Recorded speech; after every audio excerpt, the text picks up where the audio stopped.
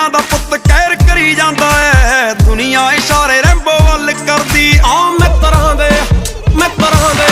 ਮਿੱਤਰਾਂ ਦੇ ਕਾਪੀ ਉੱਤੇ ਉਹੀ ਹੋਣੀਆਂ ਜਿਹੜੀ ਗੱਲਬਾਤ ਦੀ ਤੂੰ ਗੱਲ ਕਰਦੀ।